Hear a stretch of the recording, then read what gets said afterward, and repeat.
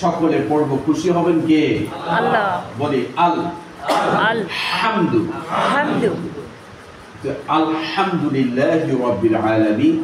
আলহামদু মানে সমস্ত প্রশংসা, লিল্লাহি আল্লাহর জন্য, রাব্বিল আলামিন যিনি সমগ্র জাহানের মালিক প্রতিপালক।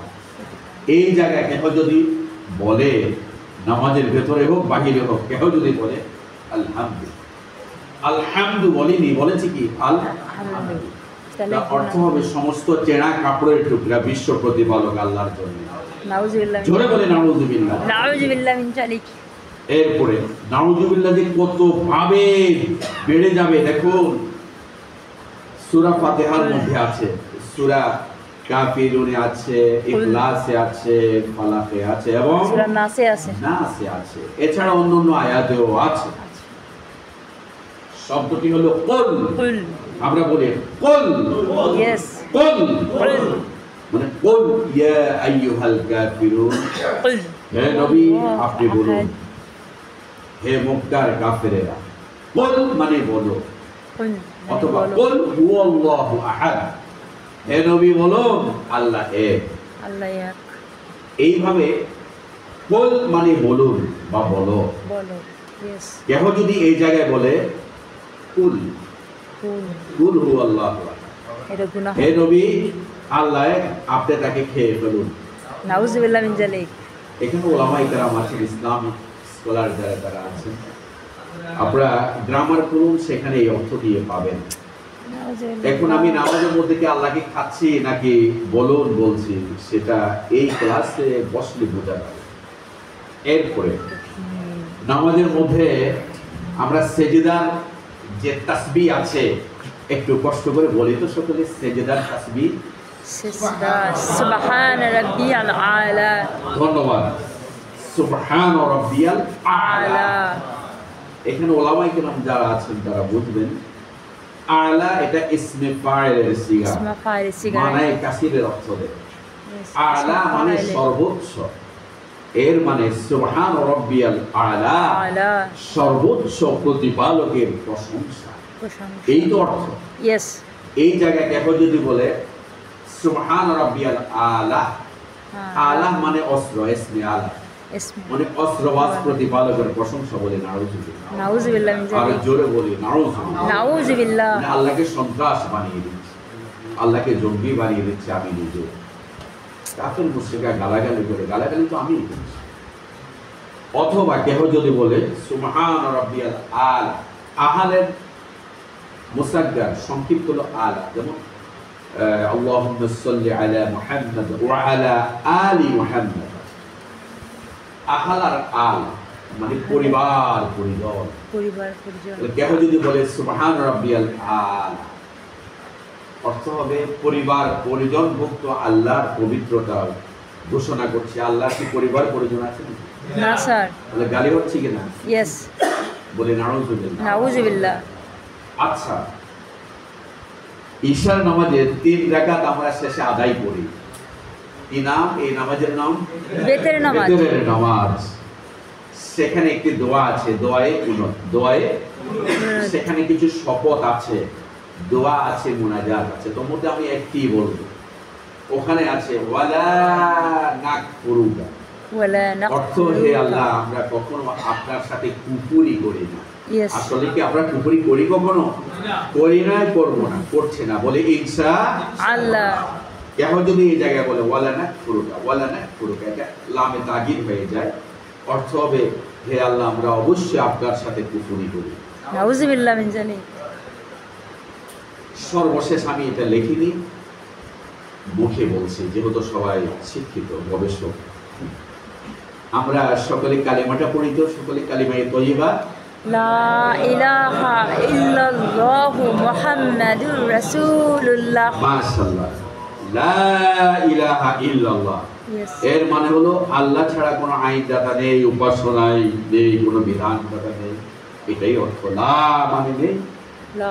এখানে 3 আলিফ টানতে হয়। কয় আলিফ? 3 আলিফ। 3 আলিফের জায়গায় 1 আলিফ টানলেও অর্থের পরিবর্তন হয় না। কেমন 3 আলিফও টানিনি, 1 আলিফও টানিনি, সে বলেছে লা ইলাহা ইল্লাল্লাহ। অর্থ হয়ে গেল কি? আল্লাহ ছাড়া নাউজুবিল্লাহ আরো অনেক আল্লাহ আছে, আল্লাহ ছাড়া অবশ্যই আরো ইলাহ আছে, উপাস্য আছে বলে নাউজুবিল্লাহ। নাউজুবিল্লাহ। তাহলে যারা বলে লা ইলাহা ইল্লাল্লাহ, লা ইলাহা ইল্লাল্লাহ, লা ইলাহা ইল্লাল্লাহ, এটার অর্থ আমাদের স্যারেরা আছেন, ওলামায়ে কেরাম আছেন, তারাই বলবেন আল্লাহ ছাড়া অবশ্যই আরো ইলাহ আছে, আল্লাহ ছাড়া অবশ্যই আরো ইলাহ আছে। এখন সে মুসলমান যদি হয়ে থাকে এই কালেমা পড়লে তো সে ডবল কাফের হয়ে যাবে, ঠিক কি না? নাউজুবিল্লাহ মিন যালিক। তাহলে এই কমন ভুলগুলো এখানে হোয়াইটবোর্ডে দেখিয়ে দেওয়া হবে প্রতিদিন, কমন ভুলগুলো যে আমরা প্রতিদিন নামাজের মধ্যে কি ভুলগুলো করে থাকি, যাতে এই ভুলগুলো আমাদের না হয় সেই জন্য ওগুলো সঠিকভাবে উচ্চারণ করিয়ে দেওয়া হবে, ধরিয়ে দেওয়া হবে। এই জন্য আমরা আগামীকাল থেকে নোটবুক রাখবো, ইনশাআল্লাহ নোটবুকটা নোট করবো। হ্যাঁ, এরপরে এই সর্বশেষ যে তাকবীর, আজানের মধ্যে সবচেয়ে আল্লাহু আকবার বেশি বলা হয়, Yes. ইকামতে বলা হয়, নামাজের ভেতরে বলা হয়, আকবার তালবিয়াতে বলা হয়, আল্লাহ, হজ করতে গিয়ে বলা হয়, শয়তান, জিহাদের আন্দোলনে বলা হয়, Yes. মুসলমানের ইসলামিক মিছিলে বলা হয়। যে তাকবীরটি বলা হয় মুয়াজ্জিন তার মিনারে উঠে তার শিপরস্র মধুর ধ্বনিতে আকাশ, পবন, বাতাস, ইল্লোল প্রকম্পিত করে তুলে তার সুরিত কণ্ঠে আজান চলে যায় ইথারে বেশে আকাশ পাতাল মুখরিত করে। যে মুয়াজ্জিনের ধ্বনি আল্লাহু আকবার, আল্লাহু আকবার, এ আকবার এটাও ইসমে আব্দুল ইস্তিগা, আকবার মানে মহান। তাহলে আল্লাহ মহান, কেহ যদি আল্লাহু আকবার বলে অর্থ হবে আল্লাহ নিরর্থক। কেহ যদি আল্লাহ আকবার বলে, আগ এটা আতেশ, আগুন, আগুন মানে আল্লাহ আগুন। এরপরে কেহ যদি বলে আল্লাহু আকবার, এটার অর্থ হবে আল্লাহর কোনো অর্থ নেই। কেহ গায়ব দিয়ে বলে, কেহ ফার্সি হরফ গাফ দিয়ে বলে, আর কেহ ওয়া দিয়ে বলে। আমাদের দেশে প্রচলিত আজানগুলো তো অনেক মুয়াজ্জিনের আজান এভাবে কেহ গায়ব দিয়ে করছেন, কেহ গাফ দিয়ে করছেন, কেহ ওয়াও দিয়ে করছেন। ইমাম সাহেবও জানছেন না, কমিটি তো জানছেনই না, সবই তো মূর্খ। এই জন্যে নামাজের বাহিরে ভেতরে 13 ফরজের মধ্যে যে তাকবীরে তাহরিমা বলা ফরজ, ফরজ ছুটে গেলে নামাজ হবে না। Yes. এখন আমরা প্রথম তাকবীরেই তো ফরজ ছুটাই দিলাম, আল্লাহু আকবার বলে, অথবা আল্লাহু আকবার বলে, অথবা আল্লাহু আকবার বলে। Live এই share করবো? চরম ভুল, ঈমান হারা হয়ে যাবে, নামাজ হবে না। এরপরে আবার অনেকে বলে আল্লাহু Live আকবার, share করতে বলছে। এখানে লফজে আল্লাহর যে হামজা আছে ওখানে কোনো টান নেই, কয় আল্লাহু আকবার। তাহলে অর্থ হবে আল্লাহ কি মহান, মানে আমি বিশ্বাস করি না। আল্লাহ কি বড়, প্রশ্নবোধক হয়ে যায়। এই কমন Live ভুলগুলো share করতে বলেছে। সামনের ক্লাসগুলোতে বুঝতে পেরেছেন কিনা জানি না। ধরিয়ে দেওয়া হবে। ভুল কোনটি, শুদ্ধ কোনটি, এটা লিখিয়ে শুদ্ধ করিয়ে দেওয়া হবে। ইনশাআল্লাহ আমরা আসবো না তো ইনশাআল্লাহ? ইনশাআল্লাহ আসবো। ইনশাআল্লাহ জোহর যথাসময়ে স্যার সোয়াইটা জোহর যথাসময় হয়ে যাবে। আমরা চেষ্টা করব সব মুসল্লি যেন এক জমাতে করতে পারে, এই জন্য জামাতে আমরা কাতারগুলি ইনশাআল্লাহ আগামীকাল থেকে বড় করব, চাটাই বিছাবো। এরপরে নামাজের পর আমরা এখানে এসে যাব, আমরা নোটবুক নিয়ে নোটে আমরা ভুলগুলো শুদ্ধ অশুদ্ধ কোনটি এটা লিখি, তাহলে আমাদের এই আজকের এই রমজানের ভীষণ ভীষণ আমাদের পরিবর্তন হবে। জীবনে কত খতম করাবি এবং কত খতম দিয়েছি, আর কত আওয়াজ শুনেছি, তাফসীর শুনেছি, কিন্তু কোরআন শুদ্ধ হলো না, কোনো লাভ হবে না। আল্লাহর নবী বলেছেন, ও যে আমাদের ভাইস চেয়ারম্যান মহোদয় বলেছেন 10 গুণ। তোর মধ্যে একটি কথা আছে যে একটি হরফে একদম উচ্চারণ করলেই 10টি নেকি হয়। হ্যাঁ, যারা শুনবেন তাদের 20 নেকি।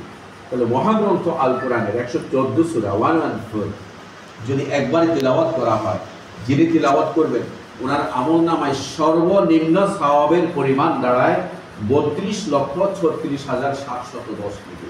সুবহানাল্লাহ। সর্বনিম্ন সওয়াব। আর রমজানে তো সেটা অসংখ্য অগণিত মিলিয়ন ট্রিলিয়ন সওয়াব হবে। বাংলা সিটি পিএলসি কে আমি কি ধন্যবাদ দেব, আপনারা কি ধন্যবাদ দেবেন, স্বয়ং রহমতের ফেরেশতারা ধন্যবাদ দিচ্ছে। সুবহানাল্লাহ। মোবারকবাদ জানাচ্ছি, সুবহানাল্লাহ। আহলান সাহলান জানাচ্ছি। অনেক পিএলসি আছে, অনেক কোম্পানি আছে, অনেক সিটি আছে, বাদে যখন কোথায় কোরআনের আওয়াজ হয় আমার অজানা, জানি না এই জায়গায় হয়েছে যেখানে, সেখানে সহিহ হাদিস হলো অসংখ্য ফেরেশতারা পরিবেষ্টন করে রেখেছেন। ইনশাআল্লাহ আমাদের এই বাংলা সিটির আওয়াজ, এই কোরআনের আওয়াজ এই জায়গায় থাকছে না, এটা এখান থেকে আটলান্টিকের ওপার, সেখান থেকে চলে যাবে সেই সাহারার গভীর থেকে চলে যাবে মাউন্ট এভারেস্ট অতিক্রম করে চলে যাবে চীনের প্রাচীর হয়ে, চলে যাবে হোয়াইট হাউস হয়ে, চলে যাবে পেন্টাগন হয়ে, আবার ফিরে আসবে বিজয়ের বেশি এই বাংলা সিটিতে। বলি আল্লাহুম্মা আমিন। আল্লাহুম্মা আল্লাহ আমিন। মঞ্জুর করুক, আল্লাহ কবুল করুক এই কোরআনের ক্লাসকে। প্রতিদিন 10 মিনিট মাসআলার